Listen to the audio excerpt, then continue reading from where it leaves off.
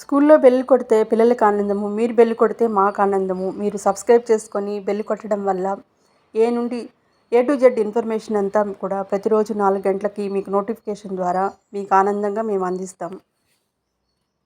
Hi, welcome back to my channel. Welcome to Pushpa's A to Z channel అండి. Welcome back to my channel అండి. నేను మీ భారతిని. ఈరోజు జిలేబీ చేపల పులుసుతో మీ ముందు వచ్చేసానండి. నార్మల్గా ఇన్రెగ్యులర్గా మోస విధానంతో చేసిన చేపల పులుసు కాకుండా ఇన్రెగ్యులర్గా వెరైటీ అయిన కొలతలతో అద్భుతమైన రుచితో మీ ముందు వచ్చేసాను. చేపల పులుసు తయారు చేసే ముందు మీకు ఒక చిన్న రెమెడీ అనేది చెప్పేసి తర్వాత చేపలు తయారు చేసే విధానం మీకు చూపిస్తాను. మామూలుగా అందరూ కూడా జనాల ఆకర్షణ ఎలా ఉంటుందంటే చేపల పులుసు ఎలా తయారు చేయాలో తెలుసుకోవడంలో, తినడంలో వాళ్ళ దృష్టి అంతా పడుతుంది. అందుకంటే ముందు కూడా చిన్నపిల్లలకి మీరు చేపలు పెట్టేటప్పుడు ముళ్ళు తీసి జాగ్రత్తగా పెట్టాలి. పెద్దవాళ్ళు కూడా టెంప్ట్ అయిపోయి గబగబా ఆవేశంతో తిన్నప్పుడు ముళ్ళులు గొంతులో ఇరుక్కునే ప్రమాదం ఉంది. అలా ముళ్ళు గొంతులో ఇరుక్కున్నప్పుడు 3 గోరువెచ్చని అన్నపు ముద్దలు మింగితే సరిపోతుంది. ముందుగా ఫ్రెష్గా తీసుకున్న పీసెస్ని మంచినీటితో 2 సార్లు బాగా క్లీన్ చేసుకోవాలి. క్లీన్ చేసుకున్న తర్వాత రాళ్ళ సాల్ట్, తర్వాత నిమ్మకాయతో మరోసారి బాగా క్లీన్ చేసుకోవాలి.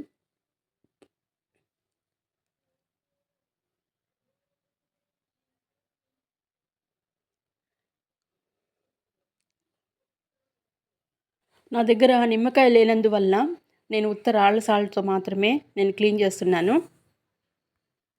క్లీన్ చేసుకున్న తర్వాత ఒక ప్లేట్లో వీటినన్నిటిని కూడా సర్వ్ చేసుకోవాలి.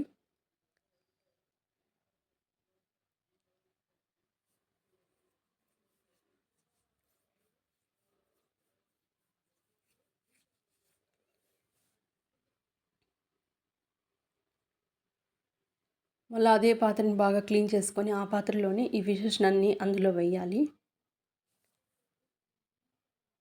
అందులో కాస్త పసుపు, కాస్తంత మిర్చి పౌడరు, కాస్తంత ధనియా పౌడరు, కాస్తంత సాల్టు, కాస్తంత నూనె, ఈ 3 వేసి బాగా మిక్స్ చేసుకోవాలి. మనము బాగా కలిపేటప్పుడు, మ్యాగ్నేట్ చేసేటప్పుడు బాగా చేతులతో బాగా కలపాలి. అలా చేతులతో కలపడం వల్ల ముక్కకు కూడా ఆ మసాలా అనేది పడుతుంది. కూర చేసేటప్పుడు ఫిష్‌లో అనేది ఇంగ్రీడియంట్స్ అనేవి కూడా బాగా అబ్జర్వ్ అవుతాయన్నమాట. ఇలా కలిపినప్పుడు మనకి కలిపేటప్పుడు మంచి వాసన వస్తుంది. అలా వాసన వస్తే మనం కలిపే విధానం కరెక్ట్ అని, పర్ఫెక్ట్గా ఉందని మనకి అర్థము. తర్వాత వాటిని చేత్తో ఒకసారి తీసి కూడా మనం టేస్ట్ చూస్తే మంచి టేస్ట్ వస్తుంది. వాటిని మూత పెట్టి అలాగే ఉంచేసేయాలి. ఒక 10 నిమిషాలు అలా ఉంచాలి. ఈ లోపల మసాలా అనేది ప్రిపేర్ చేసుకోవాలి. 1 కిలో చేపలకి నేను పెద్ద 3 ఆనియన్స్ అనేదాన్ని కాల్చడం జరిగింది.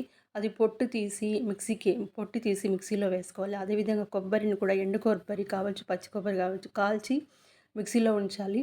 తెల్ల నువ్వుల్ని బ్రౌన్ కలర్ రంగు వచ్చేంత వరకు పెనంలో వేయించుకోవాలి. వేయించుకొని ఈ తెల్ల నువ్వులు, కాల్చి పొట్టు తీసిన ఎర్రగడ్డ, కాల్చిన కొబ్బరి, ఈ మూడింటిని మిక్సీ వేసి ముద్దగా చేసుకోవాలి. తర్వాత జీలకర్రని వేయించి జీలకర్ర పొడి చేసుకోవాలి. పచ్చిమిర్చి 5 పచ్చిమిర్చిని నిలువుగా కట్ చేసుకోవాలి. తర్వాత మెంతుల్ని బాగా గోల్డ్ కలర్ వచ్చేంత వరకు వేయించుకొని పొడి పెట్టుకోవాలి. 2 పెద్ద సైజు టమోటాలు తీసుకున్నాను, కరివేపాకు తీసుకున్నాను, అల్లం వెల్లుల్లి పేస్ట్ చేసుకున్నాను, ఆవాలు తీసుకున్నాను. ఫిష్ని ఇప్పుడు బాగా మ్యాగ్నేట్ చేసి పక్కన పెట్టుకున్నాం కదా, ఆ ఫిష్ అనేది ఇక్కడ ఉంది. తర్వాత ఆయిల్ కూడా పక్కన పెట్టుకోవడం జరిగింది. దీనికి చింతపండు అనేదాన్ని ఒక మోస్తారుగా నిమ్మకాయ సైజు కంటే కూడా కొంచెం డబుల్గా ఉండేటట్టుగా చింతపండుని తీసుకోవాలి. చేపల కూరకు కూడా ఎప్పుడు కూడా మనకి చేపల కూర బాగా రావాలంటే కిటుకు ఏంటంటే, మనము మామూలుగా రెండు గరిటెల నూనెకి మనము 5 గరిటెల ఆయిల్ అనేది పోయాలి. తర్వాత చింతపండు పులుసు కూడా మనం వాడడానికంటే కూడా 3 వంతుల చింతపండుని ఉపయోగించాలి. అప్పుడే చేపల పులుసు పర్ఫెక్ట్గా వస్తుంది. ఇప్పుడు నేను ఒక పాత్ర అయితే తీసుకోవడం జరిగింది. ఆ పాత్రలో కొంచెం వెచ్చబడంగానే మనము కడిగి పెట్టిన పాత్రలో మనకి తిరిగి మార్చేసేటప్పుడు ఇబ్బందిగా ఉంటుంది. అందువల్ల మనం ఏం చేయాలంటే, కానీ ఆ పాత్ర వేడెక్కిన తర్వాత మనం ఆయిల్ అనేది వేయాలి. ఇది కూడా ఒక చిట్కా, మంచి కూరలు రావడానికి. చెమ్మగా ఉండే పాత్రలు అలాగే వేసినప్పుడు ఆ టేస్ట్, నూనె సరిగ్గా వేగకుండా టేస్ట్ అనేది రాకుండా పోతుంది.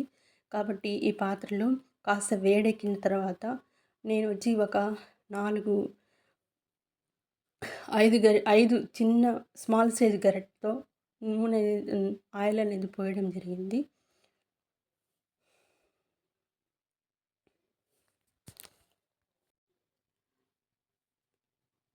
పాత్ర వేడెక్కిన తర్వాత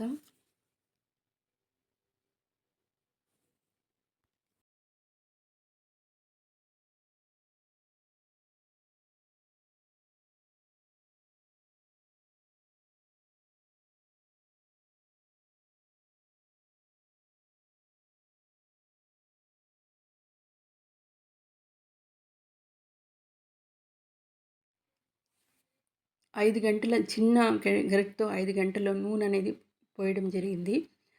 చేపల పులుసుకి అన్నిటికి కూడా ఒక 2 గంటల నూనె అయితే 5 గంటల నూనె పోయాలి.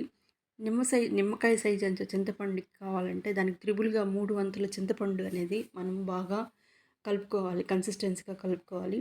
ఇప్పుడు ఆయిల్ వేడెక్కగానే అందులో కాస్త ఆవాలు వేయాలి. ఆవాలు వేగగానే కాస్త జీలకర్ర వేయాలి. తర్వాత కరివేపాకు. చేపల పులుసుకి అంతా కూడా కరివేపాకు మీరు ఎంత వేస్తే అంత టేస్ట్ అనేది వస్తుందండి. చేపల కూర పర్ఫెక్ట్‌గా రావడానికి ఇది కూడా ఒక కిటుకు. తర్వాత దాంట్లో 5 పచ్చిమిరపకాయలు స్లైస్‌గా నిలువుగా కట్ చేసిన పచ్చిమిరపకాయలు వేసాను. అందులో అల్లం వెల్లుల్లి పేస్ట్ వేసాను. అల్లం వెల్లుల్లి పేస్ట్ ఫ్రెష్‌గా మీరు దంచుకొని వేసుకోండి. చాలా ఫ్రెష్‌నెస్ అనేది వస్తుంది. మనకి చేపల కూరలో బాగా మంచి సువాసనని ఆ చేపల యొక్క ఫ్లేవర్‌ని ఎక్కువగా పెంచేది కరివేపాకు ప్లస్ అల్లం వెల్లుల్లి పేస్ట్ అనమాట. తర్వాత ఇది కాస్త ఒక 1 బై 1 బాగా గోల్డ్ కలర్‌లో వచ్చేంత వరకు వేయించుకోవాలి. మరీ మాడబెట్టుకోకూడదు. మీరు కాస్త చూసి ఫ్లేమ్ అనేది మీడియం సైజులో పెట్టుకొని బాగా వేయించుకోవాలి.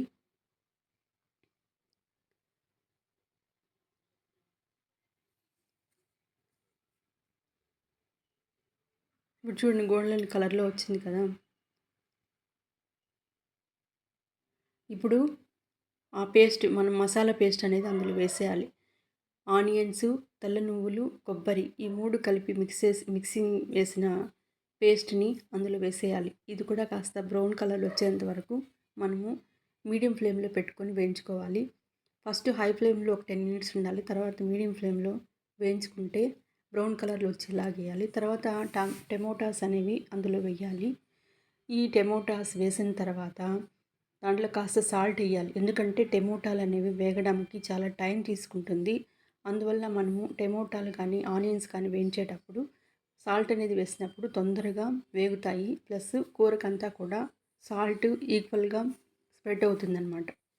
ఇప్పుడు మనం అది బాగా పచ్చివాసన పోయిందని చెప్పడానికి ఆయిల్ అంతా కూడా పైన తేలుతుంది. అప్పుడు అది పచ్చివాసన పోయినట్లు. ఇందులోనే ఏగిన తర్వాత ఇందులోనే కాస్త పసుపు వేసుకోవాలి.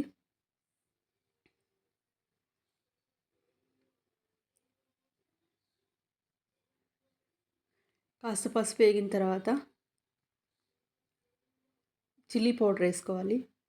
1 కాదు, 2 కాదు, 3 కాదు, 4 కూడా వేసుకోండి. మీరు తినే కారాన్ని బట్టి 4, 5 స్పూన్లు కూడా వేసుకుంటే మంచిది. తర్వాత ధనియా పౌడర్ అనేది నేను చిల్లీ పౌడర్ అనేదాన్ని నేను ఒక 5 స్పూన్లు వేసాను. ధనియా పౌడర్ అనేది ఒక 4 స్పూన్స్ అనేది వేసాను. ధనియా పౌడరు తర్వాత చిల్లీ పౌడర్ బాగా వేస్తే కూడా చేపల పులుసు బాగా రుచిగా వస్తుంది. ఈవెన్గా అన్న వేసుకోవచ్చు. ధనియా పౌడర్ని డామినేట్ చేసేటట్టుగా చిల్లీ పౌడర్ కూడా కాస్త ఎక్కువ వేసుకోవచ్చు. ఇప్పుడు కన్సిస్టెన్సీగా కలిపి పెట్టుకున్న చింతపండు పులుసుని ఇందులో వేసేయాలన్నమాట. ఈ మసాలా అంతా కూడా పాత్రలో వేగేటప్పుడు నూనె పైకి తేలాలి. నూనె పైకి తేలినప్పుడు అది కరెక్ట్ కన్సిస్టెన్సీలో వచ్చిందని మనకు అర్థము. ఇప్పుడు ఈ చింతపండు పులుసు బాగా కలిసేటప్పుడే మనం ఏం చేయాలంటే అందులోనే కాస్త మనం ఆల్రెడీ గోల్డెన్ కలర్ వరకు మెంతి పౌడర్ని వేయించుకొని మిక్సీ పట్టి పక్కన పెట్టుకున్నాము. అదే విధంగా జీలకర్ర కూడా వేయించి మిక్సీ పెట్టి పక్కన పెట్టుకున్నాము. ఆ 2 పౌడర్ని ఒకదాని తర్వాత ఒకటి వేసుకోవాలి. మామూలుగా సాధారణంగా ఏ పులుసు పెట్టినా కానీ కొంతమంది మెంతులు అనేవి డైరెక్ట్గా వేసేస్తూ ఉంటారు. అలా వేయడం వల్ల నోటికి మెంతులు తగిలి చేదు అనేది వస్తుంది. ఎప్పుడు కూడా పులుసు పదార్థాలకి ముఖ్యంగా చేపల పులుసులకి ఆ మెంతులు అనేవి తీసుకొని లైట్గా గోల్డెన్ కలర్ వచ్చేంత వరకు వేయించి పౌడర్ చేసి తర్వాత వేస్తేనే మనకు ఆ చేదు అనేది ఉండదు, ఆ ఫ్లేవర్ అనేది ఉంటుంది, రుచి అనేది వస్తుంది. ఆ విధంగా నేను మెంతి పౌడరు, తర్వాత జీలకర్ర పౌడర్ సపరేట్‌గా వేయించుకొని పౌడర్ చేసుకొని ఈ చింతపండు పులుసులో వేయడం జరిగింది. ఇప్పుడు చూడండి పులుసు అనేది బాగా బాయిల్ అవుతుంది. బాయిల్ అయినప్పుడు చుట్టూ ఎరుపు రంగు వస్తుంది. పైన నూనె అనేది తేలుతుంది. దాని అర్థం ఏంటంటే కరెక్ట్‌గా చేపల పులుసు అనేది బాయిల్ అయిందని అర్థము. ఇప్పుడు పులుసు అనేది ఒక హాఫ్ అన్ అవర్ తర్వాత బాయిల్ అయిన తర్వాత మళ్ళా చేప ముక్కలు అనేది వేసుకోవాలి. చాప చేప పులుసు పెట్టేటప్పుడు మ్యాక్సిమం మనము 1 అవర్ వరకు బాయిల్ చేసినామంటే ఆ చేపల పులుసు అనేది పర్ఫెక్ట్‌గా వస్తుంది. ఆహ్, పులుసు పులుసు హాఫ్ అన్ అవరు బాయిల్ అయిన తర్వాత చేపలేసిన తర్వాత 20 మినిట్స్ వరకు మనము బాయిల్ చేసుకోవాలి. అలా బాయిల్ చేయడం వల్ల ముక్కకు కూడా మసాలా, పులుసు అంతా కూడా కన్సిస్టెన్సీగా బాగా కలిసి చేపల పులుసు అనేది టేస్ట్ అనేది పర్ఫెక్ట్‌గా వస్తుంది. చేపల పులుసు మెథడ్‌లో ఇదొక కిటికండి. కాబట్టి మ్యాక్సిమం చేపల పులుసు చేసేటప్పుడు అది మనం బాయిల్ చేయాల్సిన టైము మ్యాక్సిమం 1 అవర్ అండి. 1 అవర్ దానికి మించి 1 ½ అవర్ పెట్టుకుంటే కూడా ఎంతసేపు ఉడికిస్తే అంత మంచి ఫ్లేవర్ వస్తుంది. అలా అని మీరు చేపలు బాగా ముక్కలయ్యేలాగా కాదండి మ్యాక్సిమం టైం అనేది. ఇందులో ముందుగా మీకు చెప్పాల్సింది ఏంటంటే హాఫ్ అన్ అవర్ తర్వాత పులుసు ఉడికిన తర్వాత చేప ముక్కలు వేసేటప్పుడు చేప ముక్కలు వేసినప్పుడే 1, 2 సార్లు బాగా స్ప్రెడ్ చేసి గరిటెతో కలుపుకోవాలి. తర్వాత చేపలు మధ్యలో ఉడికేటప్పుడు మీరు గరిటెతో దాన్ని డిస్టర్బ్ చేయకూడదు. చేప ముక్కగా విరిగిపోయే ఛాన్సెస్ ఉంది. ఈ విధంగా బాగా కుతకుతలాడుతూ ఆయిల్ పై